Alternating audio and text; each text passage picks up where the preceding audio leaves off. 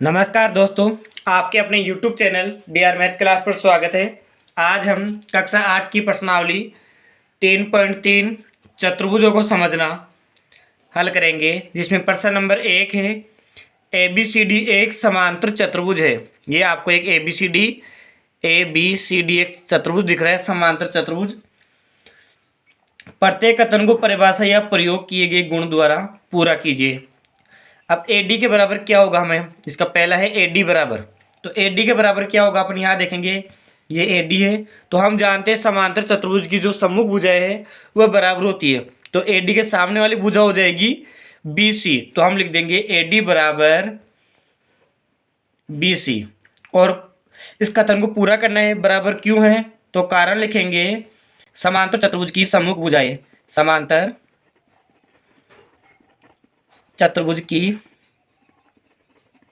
सम्मुख भुजा बराबर होती है, इसलिए ये कारण हो गया। समांतर चतुर्भुज की सम्मुख भुजा जो बराबर होती है, इसलिए ये कारण हो गया AD के बराबर आएगा BC। दूसरा है कोण DCB। तो यहाँ देखेंगे DCB। और समांतर चतुर्भुज में जो सम्मुख कोण होते हैं, आमने सामने कोण होते हैं, वो भी कोण बराबर होंगे। तो C के सामने वाला कोण हो जाएगा A, तो इसका नाम हो जाएगा BAD। तो यहाँ लिख देंगे कोण BAD। और कारण में लिख देंगे समांतर चतुर्भुज के सम्मुख कोण, समांतर चतुर्भुज के सम्मुख कोण। समांतर चतुर्भुज के सम्मुख कोण भी बराबर होते हैं और समांतर चतुर्भुज की सम्मुख भुजा भी बराबर होती है। इसी प्रकार OC, यानी ये O से लेकर C तक, यानी ये एक विकर्ण है। ये विकर्ण, दोनों विकर्ण क्या करते हैं समांतर चतुर्भुज में, जहाँ केंद्र जिस बिंदु पर प्रतिच्छेद करते हैं वहां से ये समद्विभाजित होते हैं, यानी समान दो भागों में बढ़ते हैं। ये वाला भाग और ये वाला भाग बराबर है। और ये OCD और OCB, ये वाले दोनों भाग भी बराबर है। तो समांतर चतुर्भुज के जो विकर्ण होते हैं वो समद्विभाजित होते हैं। तो OC के बराबर हो जाएगा OA। तो OC बराबर क्या हो जाएगा OA। कारण में लिख देंगे समांतर चतुर्भुज के विकर्ण समद्विभाजित होते हैं। तो लिखेंगे समांतर चतुर्भुज के विकर्ण समद्विभाजित होते हैं। समद्विभाजित का मतलब समान दो भागों में बटे हुए होते हैं, बराबर बराबर होते हैं, समद्विभाजित होते हैं। फिर इसका चौथा है M कोण DAB। तो DAB यानी ये वाला कोण और CDA, कोण CDA यानी ये दोनों कोण। तो अपन देखते हैं दोनों कोण समांतर जो पास पास के दोनों कोण होते हैं वो कहलाते हैं आसन कोण। और समांतर चतुर्भुज के आसन कोण समपूरक होते हैं। तो समपूरक कोणों का योग होता है 180 डिग्री। तो यहाँ लिख देंगे बराबर 180 डिग्री। कारण लिख देंगे समांतर चतुर्भुज के आसन कोण। प्रश्न नंबर 2 है निम्न समांतर चतुर्भुजों में अज्ञात XYZ के मानों को ज्ञात कीजिए। तो पहला है इसमें ABCD एक समांतर चतुर्भुज दिया गया है, तो इसमें अज्ञात कोण ज्ञात करेंगे।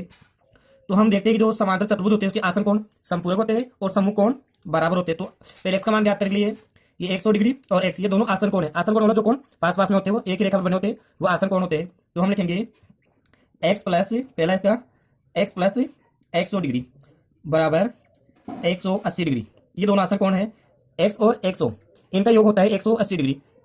कारण लिखेंगे आसन कोण, यानी समांतर चतुर्भुज के जो आसन कोण होते हैं उनका योग होता है 180 डिग्री।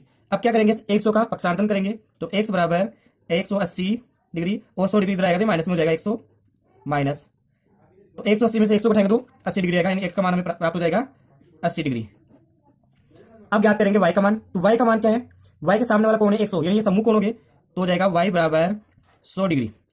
यह है सम्मुख कोण, क्योंकि सम्मुख कोण बराबर होते तो डायरेक्ट हो जाएगा y का मान 100 डिग्री। कारण लिख देंगे सम्मुख कोण। जो समांतर चतुर्भुज होते हैं उसके सम्मुख कोण बराबर होते हैं, इसलिए इसका कारण हो जाएगा सम्मुख कोण। अब ज्ञात करेंगे z का मान। तो z के सामने कौन सा कोण है, x। तो z का सम्मुख कोण हो गया x, तो z बराबर हो जाएगा x। तो लिखेंगे z बराबर x और यहाँ पर भी लिख देंगे सम्मुख कोण, क्योंकि z के सामने जो x है तो ये दोनों कोण बराबर होंगे z और x। तो आप x का मान रख देंगे, x का मान कितना है 80 डिग्री। तो z बराबर आ जाएगा 80 डिग्री। तो यहाँ पे हमने XYZ के मान निकाले हैं। x का आ गया 80 डिग्री, y का आ गया 100 डिग्री और z का आ गया 80 डिग्री। इसी प्रकार इसका दूसरा है, ये भी एक समांतर चतुर्भुज है, इसमें भी XYZ के मान में ज्ञात करने। तो अपन वही तरीका हो जाएगा 50 और x, एक सरल रेखा पर बने हुए कोण है और ये पास पास वाले कोण है, तो ये भी आसन कोण हो जाएंगे। तो इनका योग भी 180 होगा। तो लिखेंगे सेकंड इसका x प्लस 50 डिग्री बराबर 180 डिग्री। कारण लिख देंगे आसन कोण संपूरक होते हैं। आसन कोण, या आसन कोण लिख देंगे, फिर आसन कोण संपूरक होते हैं, आसन कोण संपूरक होते हैं। संपूरक होगा जिनका योग 180 हो। अब x बराबर क्या हो जाएगा, 50 का पक्षांतरण हो जाएगा, 50 माइनस किया जाएगा, तो 180 में से 50 घटाएंगे तो x का मान आ जाएगा 130 डिग्री। अब x और y ये दोनों कोण क्या है, सम्मुख कोण है, तो y का मान आ जाएगा y बराबर x, y बराबर x पार में ले देंगे सम्मुख कोण, समांतर चतुर्भुज के सम्मुख कोण बराबर होते हैं, इसलिए y का मान x हो जाएगा। अब x का मान लिख देंगे 130, x का मान 130 और यहाँ x लिख देंगे अपन 130 डिग्री, तो हमें x का मान भी प्राप्त हो गया। अब चाहिए हमें z का मान। अब z का मान हम दो प्रकार से निकाल सकते हैं। एक तो जब समांतर रेखा को एक त्रिरेखा काटती है तो वहां पे अगर z की आकृति बनती है तो वह एकांतर कोण होते हैं, ये एकांतर कोण हो गए। अगर f की आकृति बनती है, अगर यहाँ देखेंगे f बन रहा है, तो ये दोनों कोण कहलाएंगे संगत कोण। तो एकांतर कोण से भी सॉल्व कर सकते हैं और संगत कोण से भी हल कर सकते हैं। अपन एकांतर कोण से हल करते हैं, यहाँ z की आकृति बनी इसलिए एकांतर कोण हो गया, तो z बराबर y और कारण में देंगे एकांतरिक कोण, क्योंकि यहाँ पे एकांतर कोण बन रहे हैं। तो y का मान रख देंगे 130, तो z का मान आ जाएगा यहाँ पे 130 डिग्री। तो इसका तीसरा है, तो यहाँ पर एक समांतर चतुर्भुज बना हुआ है। इस समांतर चतुर्भुज में ये एक एल का जैसा चिन्ह है, इसका मतलब होता है 90 डिग्री, यानी एक समकोण है। अब जब दो रेखाएं एक दूसरे को प्रतिच्छेद करती है तो उनके जो आमने सामने के कोण बनते हैं वह कोण बराबर होते हैं और उन कोणों को कहा जाता है शीर्षाभिमुख कोण। तो यहाँ x का मान ये समकोण के बराबर होगा, तो हम लिख देंगे x बराबर 90 डिग्री और कारण में लिख देंगे शीर्षाभिमुख कोण, शीर्षाभिमुख कोण। शीर्षाभिमुख कोण कब बनते हैं, जब दो रेखाएं एक दूसरे को प्रतिच्छेद करती है तो उनके आमने सामने के कोण हमेशा बराबर होते हैं, वो शीर्षाभिमुख कोण कहलाते हैं। अब हमें y का मान ज्ञात करने के लिए क्या करना पड़ेगा, यहाँ पे एक त्रिभुज बना हुआ है, इस त्रिभुज में हमें 31 डिग्री मान दिया हुआ है और x का मान हमें पता चल गया, तो y का मान ज्ञात कर सकते हैं। जब त्रिभुज में दो कोण दिए हुए हो तो तीसरा कोण हम ज्ञात कर सकते। तो इस त्रिभुज में लिखेंगे x plus 30 degree plus y बराबर 180 डिग्री। कारण में लिख देंगे त्रिभुज के अंतः कोणों का योग, अंतः कोणों का योग। तो x के स्थान पर हम 90 डिग्री रख देंगे, हमने x का मान निकाल रखा है इसलिए, तो हो जाएंगे 90 degree plus 30 degree plus y बराबर 180 डिग्री। अब 90 और 30 को जोड़ेंगे तो ये हो जाएंगे 120, तो 120 डिग्री प्लस y बराबर 180 डिग्री। अब 120 का पक्षांतरण कर देंगे तो y का मान हमें मिल जाएगा, तो y बराबर 180 डिग्री माइनस 120, तो 120 इधर आएगा तो माइनस में हो जाएगा, तो y का मान हो जाएगा 180 में से 120 घटाएंगे तो 60 डिग्री, तो y का मान आ गया 60 डिग्री। तो लिख देंगे y बराबर ये 60। अब हमें चाहिए z का मान, तो हम यहाँ देखेंगे ये समांतर चतुर्भुज रेखा और ये रेखा समांतर रेखा है और इस समांतर रेखा को एक रेखा काटने पर यहाँ पे z की आकृति बन रही है, ये z, तो यहाँ पे z बन गया। तो x और y ये दोनों z और y वो एकांतर कोण है, तो z का मान आ जाएगा z बराबर y और कारण में लिख देंगे एकांतरिक कोण। z और y बराबर है, क्यों बराबर है, क्यों दोनों एकांतर कोण है, और हम y का मान रख देंगे, तो z बराबर y का मान हमने अभी निकाला है 60 डिग्री, तो z का मान कितना आ जाएगा 60 डिग्री। तो x का 90 डिग्री, y का 60 डिग्री और z का भी 60 डिग्री। तो यहाँ पे इसकी चौथी आकृति दी हुई है, ये भी एक समांतर चतुर्भुज है, इसमें x y और z का मान हमें निकालना है। तो हमें यहाँ 80 डिग्री कोण दिया हुआ है और इसका जो आसन कोण है x, ये दोनों कोण x और 80 ये आसन कोण हो जाएंगे, तो हम लिख देंगे x प्लस 80 डिग्री बराबर 180 डिग्री, क्योंकि आसन कोणों का योग 180 डिग्री होता है और आसन कोण संपूरक होते हैं, ऐसा लिख सकते हैं। तो लिख देंगे आसन कोण संपूरक होते हैं। संपूरक का मतलब जो दो कोणों का योग 180 डिग्री होते हुए दोनों कोण संपूरक कहलाएंगे। अब यहाँ 80 का पक्षांतरण करेंगे तो x बराबर 180 माइनस 80, यानी 80 इधर आएगा तो माइनस में हो जाएगा, और x का मान 180 में से 80 घटाएंगे तो 100 आ जाएगा, 100। ये आ गया, x का मान हमें 100 डिग्री मिल गया। अब हम y का निकालेंगे तो y और z y और 80 ये समूह कोण है, तो y का मान सीधे निकल जाएगा, y बराबर 80 डिग्री। कारण में लिख देंगे समूह कोण, समांतर चतुर्भुज के समूह कोण बराबर होते हैं, इसलिए y का मान 80 हो जाएगा। अब निकालेंगे अपन z का मान, तो z का मान अपन एकांतर कोण से और संगत कोण से दोनों से निकाल सकते हैं।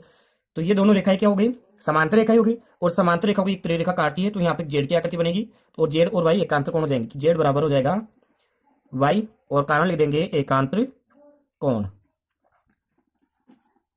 अब हम y का मान रख देंगे, तो y का मान अपने निकाला भी 80 डिग्री, तो y बराबर हो जाएगा 80 और ये जेड का मान हो जाएगा फिर 80। वाई के स्थान पर हमने 80 रख दिया तो जेड का मान हो गया 80। तो हमने एक्स का 100, वाई का 80 और जेड का भी 80, ये तीनों मान हमने यहाँ पे निकाल लिए। पांचवी आकृति यहाँ दी हुई है कि ये भी एक समांतर चतुर्भुज है, इसमें एक्स, वाई और ये जेड, इनका मान हमें निकालना है। तो सबसे पहले हम यहाँ पे वाई का मान निकालेंगे, क्योंकि वाई और 112 दोनों समूह कोण है, तो लिख देंगे वाई बराबर 112 डिग्री।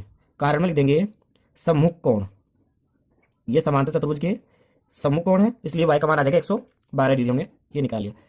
अब निकालेंगे अपन वाई का निकाले, अब एक्स का निकालेंगे। तो यहाँ पे एक त्रिभुज बन रहा है, ये क्या बन गया यहाँ पे त्रिभुज।